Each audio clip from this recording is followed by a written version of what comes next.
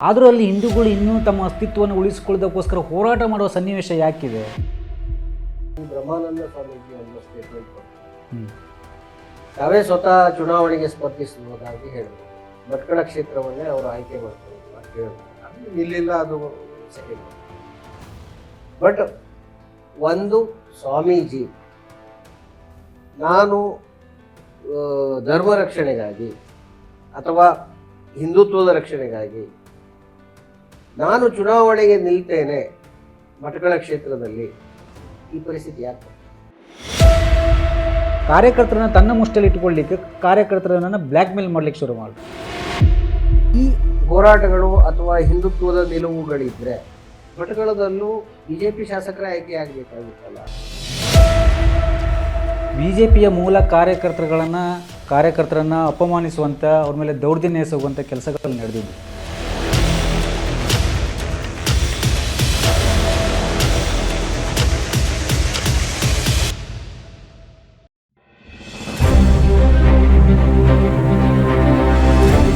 ನೇರ ಮಾತು ವಿತ್ ವಿಶ್ವಂಭರ.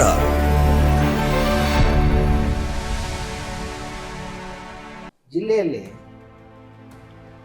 ಭಟ್ಕಳದಲ್ಲಿ ನಾವು ಲೆಕ್ಕ ಹಾಕೋದಿದ್ರೆ, ಈಗ ನೀವು ಹೇಳೋ ಪ್ರಕಾರ ಹಿಂದೂಗಳು ಹೋರಾಡಬೇಕಾದ ಪರಿಸ್ಥಿತಿ ಇದೆ, ಎಲ್ಲ ಕರೆಕ್ಟ್. ಆದರೆ ಜಿಲ್ಲೆಯ ಮೊಟ್ಟ ಮೊದಲ ಬಿಜೆಪಿ ಶಾಸಕರ ಆಯ್ಕೆಯಾಗಿತ್ತು ಭಟ್ಕಳ. ಹೌದು.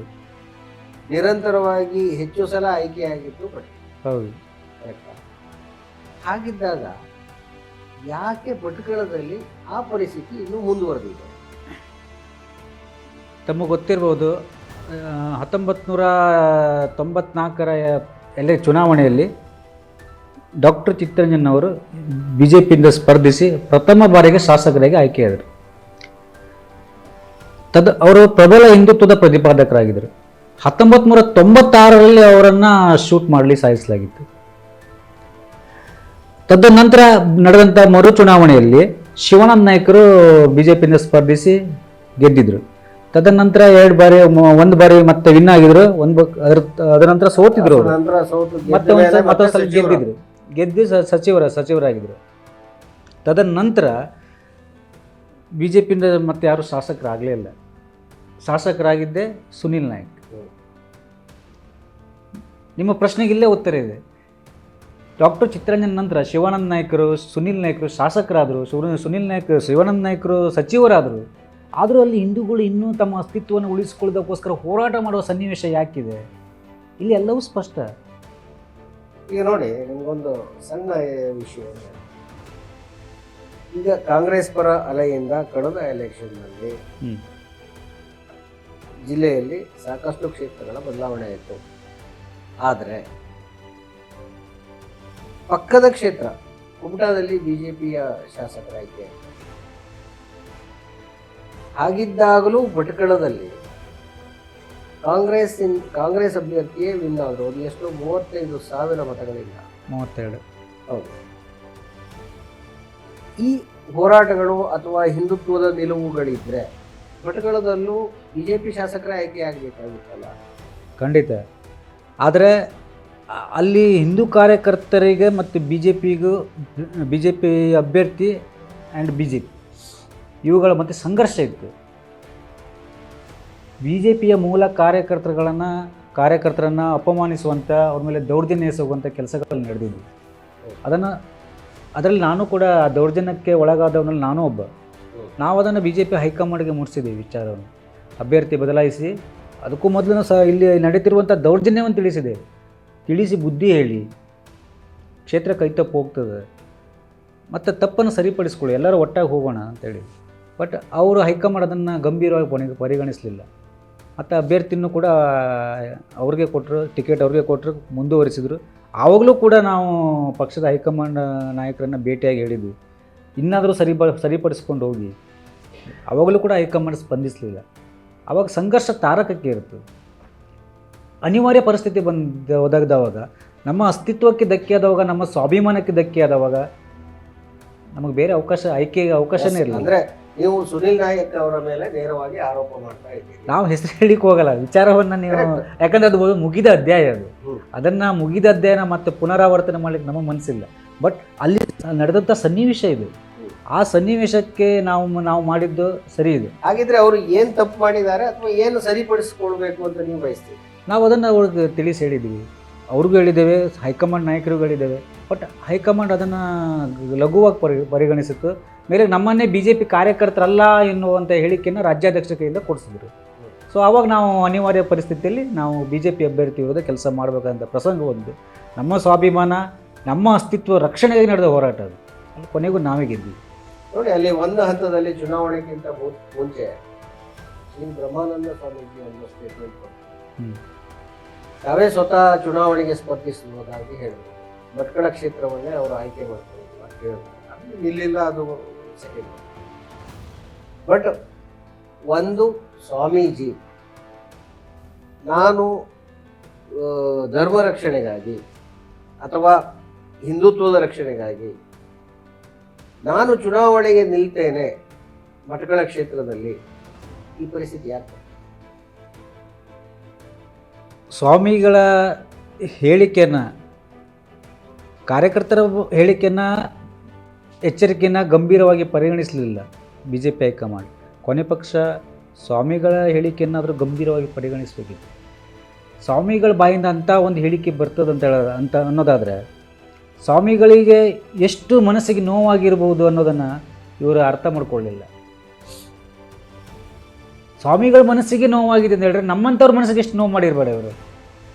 ಅದು ಅವರು ಕೊಟ್ಟ ಸೂಚನೆ ಆಗಿದ್ದು, ಆದರೆ ಅವರು ಅರ್ಥ ಮಾಡ್ಕೊಂಡಿಲ್ಲ ಹೈಕಮಾಂಡ್. ಸ್ವತಃ ಸ್ವಾಮೀಜಿಗಳೇ ಅಂತ ಬಹಿರಂಗವಾಗಿ ತಾನು ಚುನಾವಣೆ ಸ್ಪರ್ಧಿಸ್ತೇನೆ ಅಂತ ಹೇಳಿ, ನಾನಂತೂ ಕಿವಿಯಾರೆ ಕೇಳಲಿಲ್ಲ, ಪತ್ರಿಕೆಯಲ್ಲಿ ಬಂದಿದ್ದು ನೋಡಿದ್ದು. ಅವರು ಹೇಳಿದ್ದೇ ಹೌದಾದರೆ ಅದು ಆವಾಗ ಇವರು ಎಚ್ಚೆತ್ತುಕೊಳ್ಬೇಕಿತ್ತು. ಸ್ವಾಮಿಗಳ ಮನಸ್ಸಿಗೆ ಎಲ್ಲಿ ನೋವಾಗಿದೆ ಅಂತ ಇವರು ಎಚ್ಚೆತ್ತುಕೊಳ್ಳಿಲ್ಲ, ಅದರ ಅನುಭವಿಸಿದ್ದಾರೆ ಅಷ್ಟೇ. ಎಸ್, ಆ ಟೈಮಲ್ಲೇ ಒಂದು ಆರೋಪಗಳು ಬಂತು. ಈಗ ತಮ್ಮ ಮೇಲೆ ಅಥವಾ ಕೆಲವು ಹಿಂದೂ ಹೋರಾಟಗಾರರು ಒಳಗಿಂದೊಳಗೆ ಕಾಂಗ್ರೆಸ್ಸಿಗೆ ಸಪೋರ್ಟ್ ಮಾಡೋದು, ಮಂಕಾಳ ವೈದ್ಯರ ಜೊತೆಗೆ ನಿಂತು, ಇದು ಯಾಕೆ? ನಾವು ಬಿ ಜೆ ಪಿ ಹೈಕಮಾಂಡ್ ನಾಯಕರಿಗೆ ಸ್ಪಷ್ಟವಾಗಿ ಹೇಳಿದ್ದೆವು, ಸುನೀಲ್ ನಾಯ್ಕರಿಗೆ ಈ ಬಾರಿ ಟಿಕೆಟ್ ಕೊಡಬೇಡಿ, ಬೇರೆ ಯಾರಿಗೆ ಟಿಕೆಟ್ ಕೊಟ್ಟರೆ ನಾವು ಕೆಲಸ ಮಾಡ್ತೇವೆ. ಸುನೀಲ್ ನಾಯ್ಕರ ವಿಚಾರದಲ್ಲಿ ನಾವು ಕ್ಲಿಯರ್ ಇದ್ದೇವೆ. ಆ ಟಿಕೆಟ್ ಕೊಡೋ ವಿಚಾರದಲ್ಲಿ ನಾವು ನಮ್ಗೆ ಇಷ್ಟ ಇಲ್ಲ, ನೀವು ಬೇರೆ ಯಾವುದಾದ್ರು ವ್ಯಕ್ತಿ ಟಿಕೆಟ್ ಕೊಡಿ, ನಾವು ಕೆಲಸ ಮಾಡ್ತೇವೆ. ಮತ್ತು ನಮ್ಮ ಅಸ್ತಿತ್ವದ ಪ್ರಶ್ನೆ ಇದು. ಯಾಕೆ ನಮ್ಮ ಮೇಲೆ ಅವ್ರ ಕಡೆಯಿಂದ, ಅವ್ರ ಬೆಂಬಲಿಗರ ಕಡೆಯಿಂದ ಅಷ್ಟೊಂದು ನಮ್ಮ ಮನಸ್ಸಿಗೆ ನೋವಾಗಿದೆ, ಟಿಕೆಟ್ ಕೊಡಬೇಡ ಅಂತ ಹೇಳಿದೆವು. ಆದರೆ ಬಿ ಜೆ ಪಿ ಹೈಕಮಾಂಡ್ ನಮ್ಮನ್ನು ಪಕ್ಷದ ಕಾರ್ಯಕರ್ತರೇ ಅಲ್ಲ ಅಂತೇಳಿ ಹೊರಗಿಡ್ತೇವೆ ಬಿಟ್ಟರೆ ಅವ್ರಿಗೆ ಪೂರ ಟಿಕೆಟ್ ಅವ್ರಿಗೆ ಕೊಟ್ಟರು. ಮತ್ತು ನಾವು ಅವ್ರಿಗೆ ಹೇಳಿದೆವು, ಸುನೀಲ್ ನಾಯ್ಕರಿಗೆ ಟಿಕೆಟ್ ಕೊಟ್ಟರೆ ನಾವು ಸುನೀಲ್ ನಾಯ್ಕರ ವಿರುದ್ಧ ಪ್ರಬಲ ಅಭ್ಯರ್ಥಿ ಯಾವುದೇ ಪಕ್ಷದವರಾಗಿರಲಿ, ಆತ ಹಿಂದೂ ಆಗಿದ್ದರೆ ಸಾಕು, ನಾವು ಅವ್ರಿಗೆ ಬೆಂಬಲ ಕೊಡ್ತೇವೆ ಅಂತೇಳಿ ಇಲ್ಲಿ ಕದ್ದು ಮುಚ್ಚಿ ಏನಿಲ್ಲ, ನೇರವಾಗಿ ಮಂಕಾಳ ವೈದ್ಯರಿಗೆ ಬೆಂಬಲ ಕೊಟ್ಟಿದ್ದೇವೆ, ಹೇಳಿ ಮಾಡಿದ್ದೇವೆ ನಾವು. ಎಸ್, ಹಾಗಿದ್ರೆ ಸುನೀಲ್ ನಾಯ್ಕರು ಈಗ ನೀವು ಅಷ್ಟೊಂದು ವಿರೋಧಿಸಬೇಕಾದಂಥ ಅಥವಾ ನೀವು ಅಷ್ಟೊಂದು ಅವರನ್ನು ತಿರಸ್ಕರಿಸಬಹುದಾದಂಥ ಯಾವ ಕೆಲಸ ಮಾಡಿದ್ರು? ಯಾಕೆ ಅಷ್ಟೊಂದು ನೋವು? ಇಲ್ಲ, ಇವು ಕೆಲವೊಂದು ಆಂತರಿಕ ವಿಚಾರಗಳಿರ್ತವೆ, ಕೆಲವೊಂದು ಹೇಳಿಕೊಳ್ಳುವಂಥದ್ದು, ಕೆಲವೊಂದು ಹೇಳಿಕೊಳ್ಳಿಕ್ಕೆ ಆಗದಿರುವಂಥದ್ದು. ಕೆಲವೊಂದು ವಿಚಾರವನ್ನು ನಾವು ಕಾರವಾರದಲ್ಲಿ ಪತ್ರಿಕಾಗೋಷ್ಠಿಯಲ್ಲಿ ಎಲ್ಲ ವಿಚಾರ ಹೇಳಿದೆವು.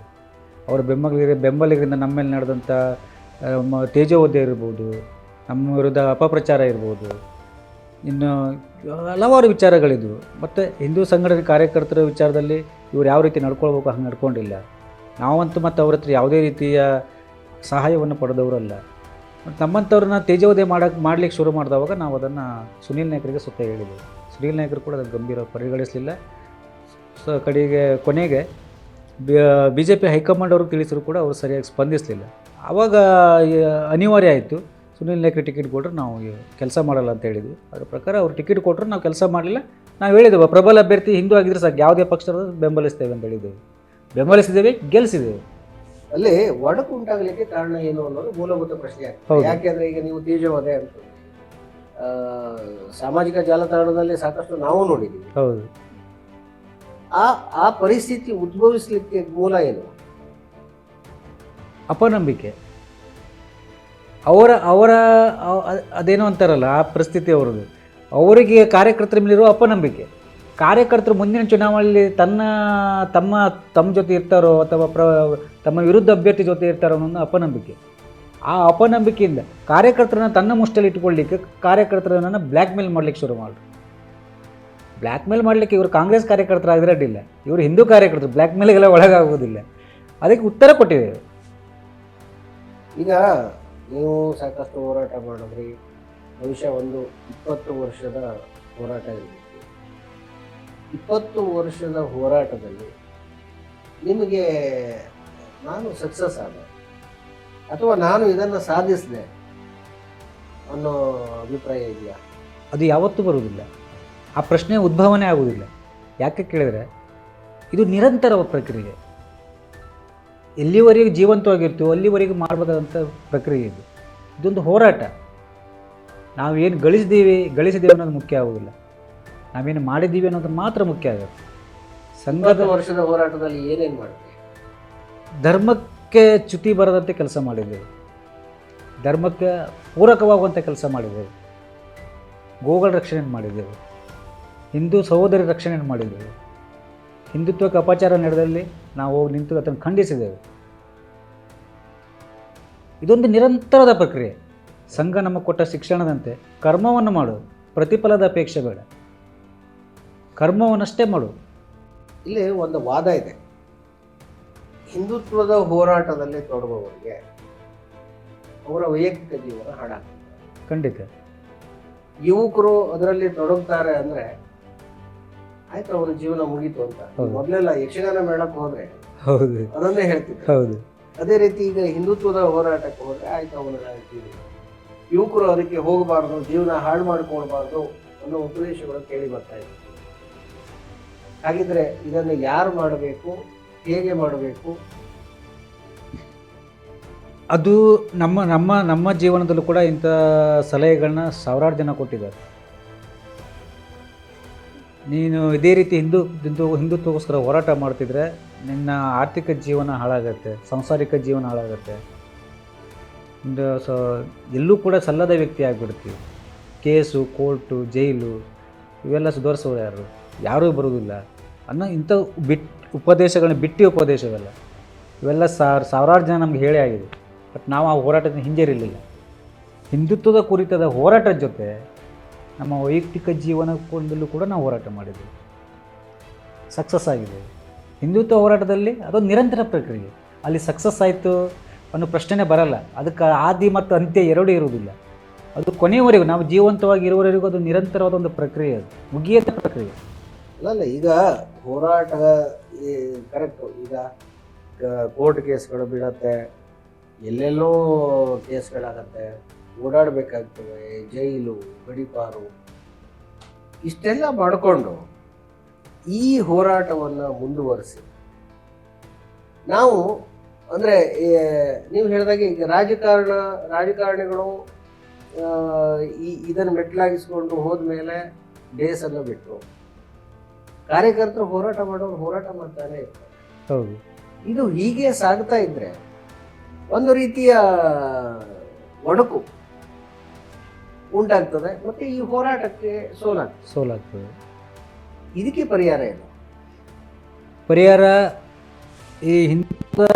ಈ ಹೋರಾಟದ ಲಾಭ ಆ ಹೋರಾಟಗಾರ ಜೊತೆ ನಿಲ್ಲಬೇಕಾಗುತ್ತದೆ. ನಿಲ್ಲದಿದ್ದವಾಗ ಆ ಹೋರಾಟಕ್ಕೆ ಸೋಲಾಗ್ತದೆ. ಆ ಹೋರಾಟ ಅಷ್ಟೇ ಸೋಲಾಗುವುದಿಲ್ಲ, ಆ ಹೋರಾಟ ಮಾಡುವಂಥ ವ್ಯಕ್ತಿಯೂ ಕೂಡ ಸೋಲಾಗ್ತದೆ.